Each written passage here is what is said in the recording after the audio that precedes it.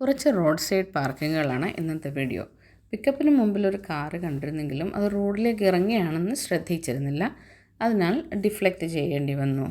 മുൻപിലേക്ക് പോയപ്പോൾ ഇദ്ദേഹം പോയ വഴിക്ക് റോഡിൽ സ്റ്റോപ്പ് ചെയ്തിരിക്കുകയും റിവേഴ്സ് സിഗ്നൽ ഇട്ടിരിക്കുകയും ചെയ്തിരിക്കുകയാണ്. അദ്ദേഹത്തിന് തിരിയേണ്ട സ്ഥലം മാറിപ്പോയെന്ന് തോന്നുന്നു. പക്ഷേ അദ്ദേഹം ഒന്നുകിൽ സൈഡിലേക്ക് ഒതുക്കുകയോ മറ്റ് വാഹനങ്ങൾ പോയി കഴിയുമ്പോൾ അത് റിവേഴ്സ് ചെയ്യുകയോ ചെയ്യേണ്ടതായിരുന്നു. അതിനു പകരം റോഡ് ശ്രദ്ധിക്കാതെ പെട്ടെന്നുള്ള കൺഫ്യൂഷനിലാണത് ചെയ്തതെങ്കിലും അത് റോഡിൽ ഒരു അശാസനീയമായ കാര്യമല്ല.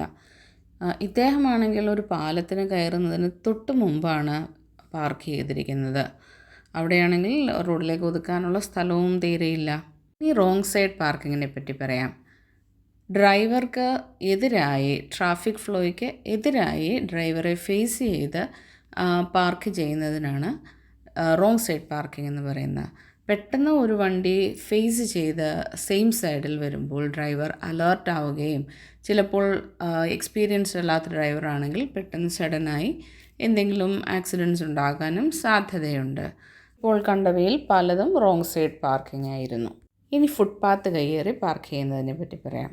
ഇടതുവശത്ത് പാർക്ക് ചെയ്തിരിക്കുന്നത് നോക്കൂ. ആ പെഡസ്ട്രിയൻ ഫ്ലോ പൂർണ്ണമായും ഒബ്സ്ട്രക്റ്റ് ചെയ്താണ് അവർ പാർക്ക് ചെയ്തിരിക്കുന്നത്. വീണ്ടും പല ഫുട്പാത്ത് പാർക്കിങ്ങുകളാണ് നമ്മളീ കാണുന്നത്. വാഹനം റോഡിൽ നന്നായി ഡ്രൈവ് ചെയ്യുന്നതിനോടൊപ്പം തന്നെ നമ്മുടെ പാർക്കിംഗ് ഹാബിറ്റ്സും നമ്മൾ മെച്ചപ്പെടുത്തണം.